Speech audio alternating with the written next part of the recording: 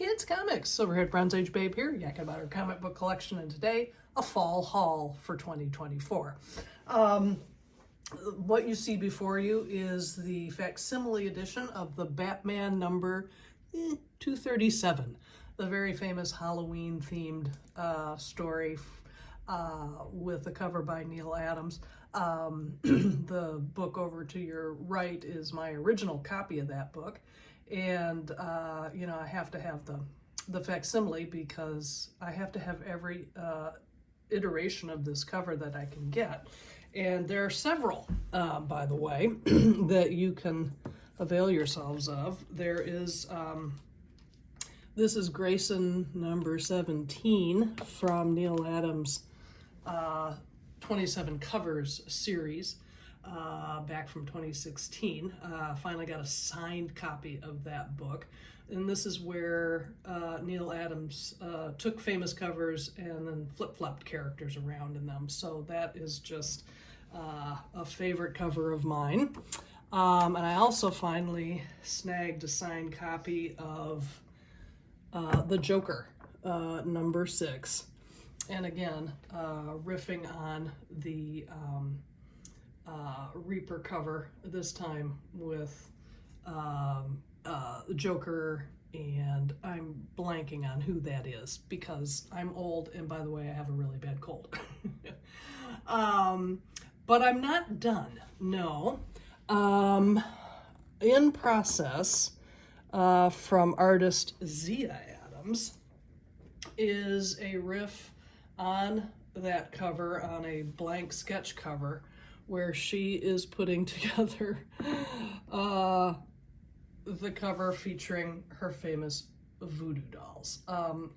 She sent me the pencil of it. She's working on the cover now, and we're gonna get that CGC'd, so it is, it's on the way, but I had to share that pencil drawing with you because I just think it's so adorable. It's so funny, and I can't wait to add that into the collection.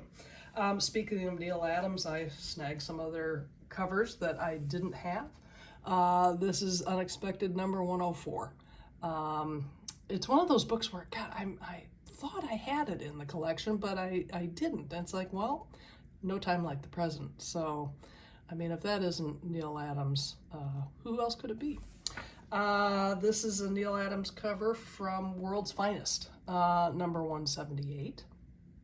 It's one of his first, I don't know if it's the first World's Finest, but it's among the first ones he did back in 67, 68, I think. And then finally from him, The Unexpected, number 114. I have talked at length about how much I love his ghost mystery title covers. They're just, I think some of his underrated work, they're just all so thrilling and enchanting, and they're just, it's great to have them in the collection. Something new, I'm reading something new. I'm really enjoying Batman Gotham by Gaslight. I think this is issue number 4. And I actually have a poll list for this. So just so you don't think I'm only sitting here reading stuff from 1970, no, I'm actually reading current books. Now I'm going back into the vault, and I have Magic Lasso to thank for this. This is going to be this is part of the Women in Comics collection. He pointed out to me that he had gotten this magazine because of the Dazzler feature, but he pointed out to me that there is a marvelous article about how Superman treats his women.